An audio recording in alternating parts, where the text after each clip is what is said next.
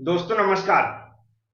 आज का सब्जेक्ट है एनर्जी एंड एनवायरमेंटल इंजीनियरिंग, जिसे शॉर्ट में हम लोग ट्रिपल ई के नाम से जानते हैं। आज हम लोग इस सब्जेक्ट में समझेंगे energy system, concept of energy system and resources of energy. तीनों ही टॉपिक पर पिछले एग्जामों में क्वेश्चन पूछे जा चुके हैं और आगे भी पूछे जा सकते हैं। समझने के लिए वीडियो पूरा देखें, जो मैं समझाता हूं उसको ध्यान से सुने। चलते हैं, स्टार्ट करते हैं। ध्यान से सुनना है। जो यहां पर सिस्टम लिखा हुआ है, इस वर्ड का सभी लोग मतलब समझते होंगे। इसका मतलब होता है set of idea, set of rules. Idea और रूल्स मतलब दोनों को अगर हम एनर्जी से जोड़ें तो अब आपको और ध्यान से सुनना है। एनर्जी से जोड़ने का मतलब है कि हमारे एनवायरमेंट में जो डिफरेंट टाइप्स की एनर्जी अवेलेबल है, हमारे एनवायरमेंट में जो डिफरेंट टाइप्स की एनर्जी अवेलेबल है, उसको सबसे पहले लोगों के लिए यूज करने योग्य बनाना। मतलब उस एनर्जी को इस तरह का बनाना कि लोग उसको यूज कर सकें। फिर लोगों के लिए उसको उपलब्ध कराना, फिर लोगों के लिए उसको उपलब्ध कराना जिससे लोग उस एनर्जी का उपयोग कर सकें और अपने काम को आसान बना सकें। ये होता है एनर्जी सिस्टम। अब एनर्जी सिस्टम को तीन भागों में डिवाइड किया गया है। तीन भागों में सबसे पहले फिजिकल इंफ्रास्ट्रक्चर, दूसरा होता सोशल डायमेंशन, तीसरा है इश्यू एंड चैलेंज। मतलब जो एनर्जी सिस्टम बनाना है उसमें थ्री टाइप के सिस्टम हम उपलब्ध मिलेंगे जब हम कहीं, जो मैंने इसकी डेफिनेशन बताई है कि जो एनर्जी है लोगों के कामकाज के अकॉर्डिंग उपलब्ध कराना और उसको वह यूज कर सकें, उसके लिए थ्री टाइप के चैलेंज होते हैं। पहला होता है फिजिकल इंफ्रास्ट्रक्चर, मतलब जो फिजिकली है, जो हम लोग एनर्जी का उपयोग करते हैं, चाहे वो हमारे घरों में हो, घरों में मतलब हम लोग जो एनर्जी का उपयोग करते हैं, चाहे वो हमारी जो लाइट जलाना हो, लाइट का डिफरेंट टाइप्स की हमारे पास जो सुविधाएं होती हैं, चाहे वो फ्रिज हो, कूलर हो, पंखे हो, हमारे वाटर गर्म करना हो या फिर हमारा खाना पकाना हो, इन सब के लिए जो एनर्जी उपलब्ध कराते हैं लाइट के रूप में, उसको उपलब्ध कराना है। इसके अलावा जो हमारी आजकल गाड़ियां वगैरह चलती है, चाहे वो बैटरी से चल रही हो या डीजल पेट्रोल से चल रही हो, तो वो भी एक एनर्जी है। इन सब के लिए एनर्जी उपलब्ध कराना है। अब इन सब के लिए जो फिजिकल या कह सकते हैं फिजिकल एंड सोशल जो एलिमेंट है, इन सब के लिए जो हम एनर्जी उपलब्ध करा रहे हैं, इसको उपलब्ध कराने के लिए बहुत सारे चैलेंज होते हैं। उन चैलेंज को क्या होता है, उनका सामना करना पड़ता है। तो कौन कौन से चैलेंज होते हैं उनको भी समझना जरूरी है। यहां पर सोशल डायमेंशन भी एक वर्ड लिखा हुआ है, तो ये सोशल डायमेंशन क्या होता है इसको भी समझना जरूरी है। तो जो सोशल डायमेंशन है, इसका जो मतलब होता है कि हमें जो एनर्जी अवेलेबल कराई जा रही है, एक बड़ा एग्जांपल ले तो इलेक्ट्रिसिटी, तो कैसे मतलब अवेलेबल कराई जा रही है, तो हम लोग जानते हैं इसमें पूरा क्या होता है, गवर्नमेंट्स के रूल होते हैं। हमारे घरों में लाइट आती है, वो कैसे आती है आपको पता है। सबसे पहले तो उनको जो एनर्जी जहां पर इलेक्ट्रिसिटी जनरेट हो रही है, उसके लिए हमें प्लांट वगैरह तैयार करना पड़ता है। अगर हम हाइड्रो इलेक्ट्रिक पावर देखें तो वहां पर डैम वगैरह बनाते हैं, वहां पर इलेक्ट्रिसिटी जनरेट होती है। वहां पर अगर इलेक्ट्रिसिटी जनरेट होती तो कहाँ होती, बड़े बड़े ट्रांसफार्मर होते हैं जहां पर एनर्जी को स्टोर किया जाता है इलेक्ट्रिसिटी के रूप में। फिर वहां से जो हम लोग कनेक्शन लेते हैं तो उसे बोलते हैं फिर डिस्ट्रीब्यूशन करना। मतलब वहां से जो हमारी इलेक्ट्रिसिटी है उसका डिस्ट्रीब्यूशन हो रहा है। बहुत सारे जो हमारे वायर वगैरह आपने देखे होंगे, बिछे होंगे, छोटे छोटे ट्रांसफार्मर लगे, वहां से उस इलेक्ट्रिसिटी का डिस्ट्रीब्यूशन हो रहा है, फिर जाके धीमे धीमे घरों में पहुंचती है। ये सब क्या सोशल डायमेंशन है, ये पूरा गवर्नमेंट के रूल और रेगुलेशन के हिसाब से होता है। विथ जहां प्लांट तैयार करना, जहां पर इलेक्ट्रिसिटी बनेगी, वहां से आपके घर तक पहुंचाने के लिए, ये होगा सोशल डायमेंशन। अब इश्यू और चैलेंज आते हैं बहुत सारे। जब हम चाहे रिफाइनरी तैयार करें, चाहे पेट्रोल डीजल बनाने के लिए, या फिर हम कोई डैम तैयार करें इलेक्ट्रिसिटी जनरेट करने के लिए, इन सब में बहुत सारे इश्यू आते हैं।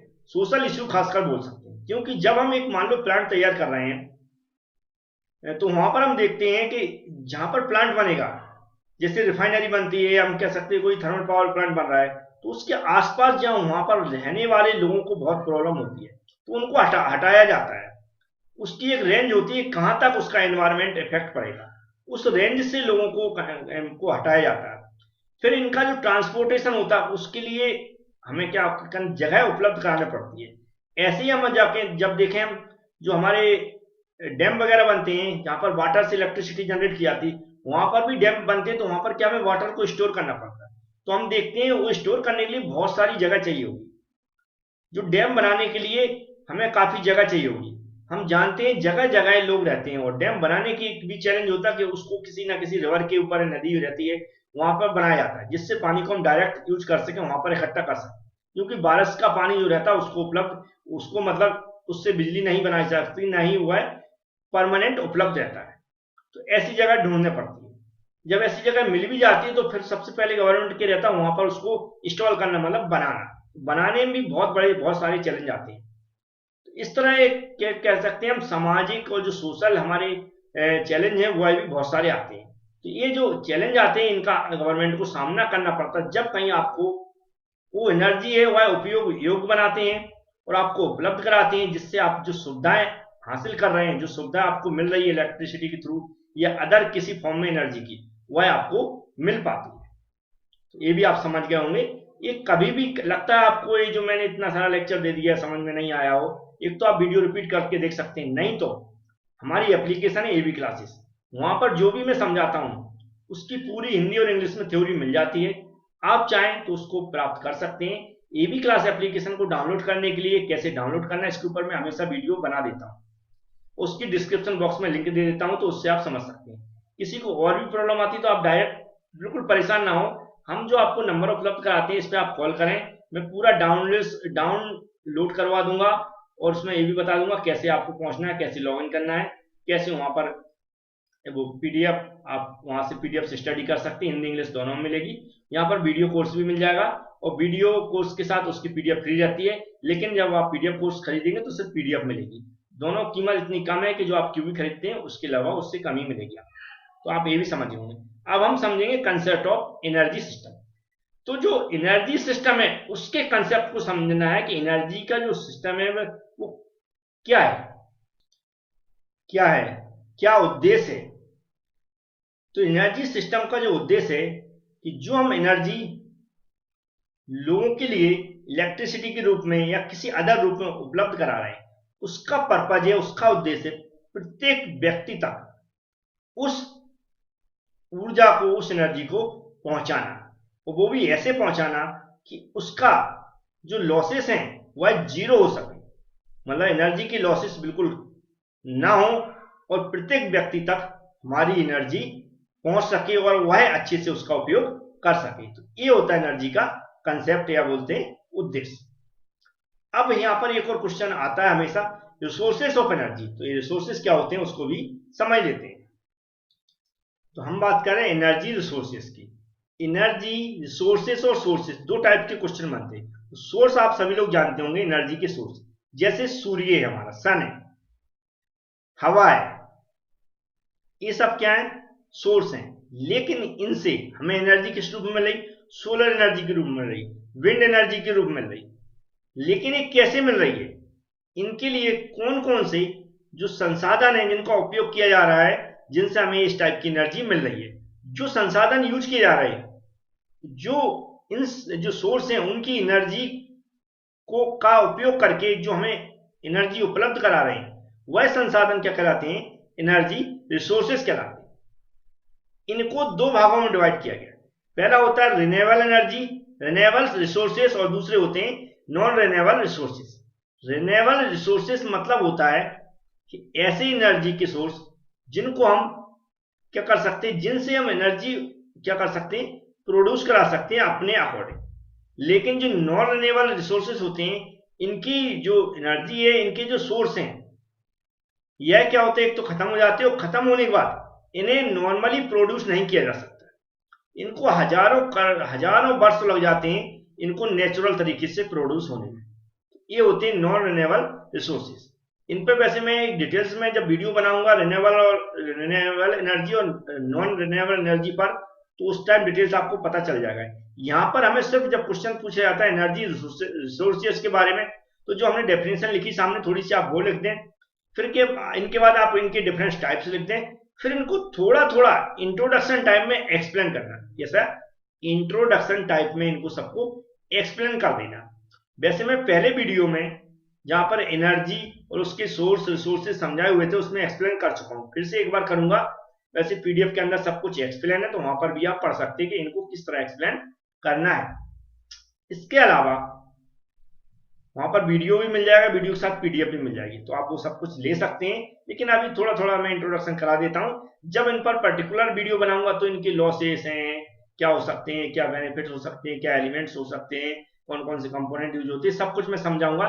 लेकिन अभी सिर्फ हम जो क्वेश्चन है वो दूसरे टाइप का है कि एनर्जी के रिसोर्सेज समझाइए, तो उस हिसाब से समझाता हूं कि सोलर एनर्जी क्या होती है।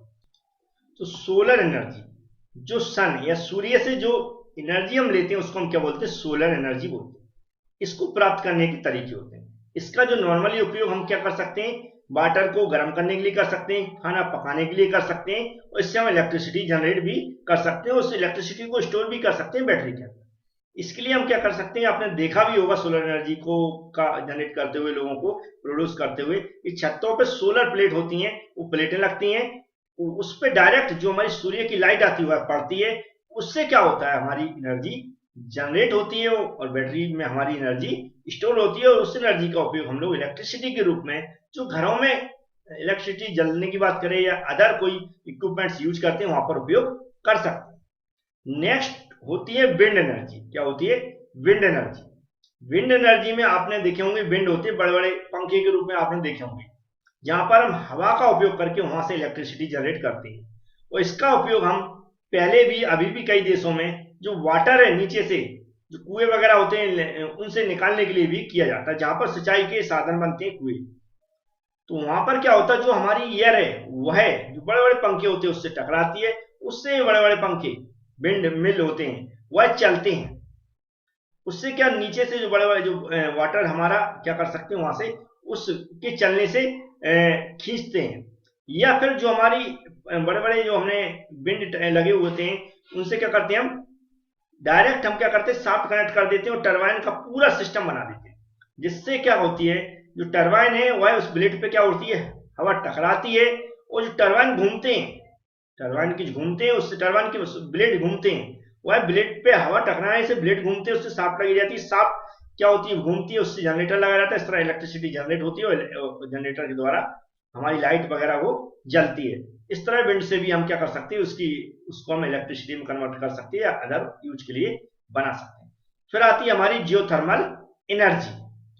जियोथर्मल का मतलब होता है जो हमारी पृथ्वी है, जमीन है, उसकी जमीन के अंदर की जो हीट है उसका उपयोग करके हम इलेक्ट्रिसिटी कन्वर्ट करना, या फिर जो बड़े बड़े झरने होते हैं वहां पर पानी गर्म करना, या इंडस्ट्रीज के लिए वहां पर हीटिंग का काम करना। तो इसमें जियोथर्मल एनर्जी में क्या होता है, जो प्लांट लगाया था वो कम से कम 1 मील नीचे हमारी पृथ्वी के उसके अंदर लगाया था, फिर उसको उसके अंदर उस हीट की जो नीचे से हीट आ रही है उस हीट का उपयोग करके हम इलेक्ट्रिसिटी जनरेट करते हैं या फिर हीटिंग के काम आते हैं। नेक्स्ट होती है hydro energy, hydro power energy. Hydro power energy का मतलब जो आपने बांध वगैरह देखे होंगे, जो बांध बनाए जाते हैं, बांध बनाने का दो पर्पज होता है, एक तो सिंचाई के पर्पज से होता है, उससे नहरें वगैरह जुड़ी रहती हैं, उनसे पानी जाता है सीधा सिंचाई के लिए। दूसरा पर्पज होता है वहां पर उसका इलेक्ट्रिसिटी जनरेट करना। इलेक्ट्रिसिटी वहां पर जनरेट की जाती है टर्बाइनों के द्वारा। इसकी टरबाइन जिस ऊंचाई से, जब उस पर पानी डायरेक्ट ब्लेड पे पड़ेगा, ऊपर से गिरेगा, तो टरबाइन घूमते हैं, तो ऊंचाई के अकॉर्डिंग क्या होती है, टरबाइन की हाइट दी जाती है, सॉरी उसकी जो हमारी डैम बनता है उसकी हाइट दी जाती है कि इतनी ऊंचाई से टरबाइन के ब्लेड पर जब वाटर गिरेगा तो टरबाइन के ब्लेड घूमेंगे, तो टरबाइन के ब्लेड घूमेंगे, उसके साथ शाफ्ट लगी रहती है और जनरेटर लगा रहता है। इस तरह पूरा सिस्टम बना रहता है, उससे हमारी इलेक्ट्रिसिटी जनरेट होती है। हाइड्रो पावर है जो भी हम समझा रहे हैं, इन सब के ऊपर पर्टिकुलर वीडियो बना है कुछ, और जो नहीं बने हुए मैं बना दूंगा, उसमें डिटेल्स आपको समझने को मिलेगी कि कैसे डैम में या फिर जो हाइड्रो पावर प्लांट में कौन कौन से कंपोनेंट होते हैं, कैसे इलेक्ट्रिसिटी जनरेट होती है, कैसे पूरा सिस्टम बना रहता है, क्या इसके एडवांटेज होते हैं, क्या डिसएडवांटेज होते हैं, पूरा समझाऊंगा। अभी नॉर्मल इंट्रोडक्शन हमें समझना है। फिर होता है बायोमास। क्या होता है बायोमास? बायोमास होता है जो भी हमारा सड़ा गला गोबर है, या जो हमारी नगर निगम के लोग गाड़ियां लेके जो कचरा लेके जाती हैं, इस तरह का जो भी वेस्टेज है, टूटे फूटे पेड़ों का कचरा है, इस सबको क्या होते हैं गड्ढे बना के या कहते हैं प्लांट बना के नीचे जमीन में उसको उसमें भरना और उससे क्या होगा गैस जनरेट करना। और उस गैस का उपयोग हम कई जगह बल्ब वगैरह जलाने के लिए, इलेक्ट्रिसिटी को का उपयोग करने के लिए करते हैं। तो ये होती है। फिर हाइड्रोजन एंड फ्यूल सेल क्या होता है? हाइड्रोजन एंड फ्यूल सेल में क्या होता है, इसमें हम सन की एनर्जी का ही उपयोग करते हैं। क्या करते हैं? सन की एनर्जी का ही उपयोग करते हैं। उस सेलों वगैरह में करते हैं जहां पर सेलें क्या होती है उसमें एनर्जी का उसको एनर्जी कन्वर्ट कर लेती हैं। फिर से इस एनर्जी का उपयोग हम क्या करते हैं, हाइड्रोजन को जलाकर, मतलब हाइड्रोजन से हीट जनरेट करेंगे। वह हीट जनरेट होगी, उस हीट का उपयोग हम करते हैं नॉर्मल गाड़ी वगैरह चलाने के लिए। हम जानते हैं गाड़ी वगैरह में भी हम क्या करते हैं, डीजल पेट्रोल जला के हीट जनरेट करते हैं, उस हीट का उपयोग करके गाड़ी चलती है। यहाँ पर भी हाइड्रोजन का ही उसी रूप में उपयोग करते हैं। हाइड्रोजन को क्या करते हैं, जलती है और हम उसको फ्यूल के रूप में करते हैं। फिर नेक्स्ट आती है नॉन रिन्यूएबल एनर्जी सोर्सेज। ये होते हैं फॉसिल फ्यूल्स के रूप में, जो कि कोल हो सकता है, पेट्रोल, नेचुरल गैस। ये फॉसिल फ्यूल्स कैसे उपलब्ध हुए? तो आज से हजारों साल पहले जमीन के अंदर बहुत सारे पेड़ वगैरह होते क्या होंगे, दब गए होंगे, वह धीमे धीमे कोयला वगैरह में कन्वर्ट हो जाते हैं, हो गए होंगे। तो ऐसे जो एनर्जी उपलब्ध होती है उसे नॉन रिन्यूएबल एनर्जी बोलते हैं, नॉन रिन्यूएबल रिसोर्सेज बोलते हैं। जैसे हमने देखा होगा कोयला वगैरह का यूज हमें इलेक्ट्रिसिटी जनरेट करने के लिए करते हैं। हम देखते हैं बहुत सारी ट्रेनों में आपने कोयला भर के निकलते हुए देखा होगा।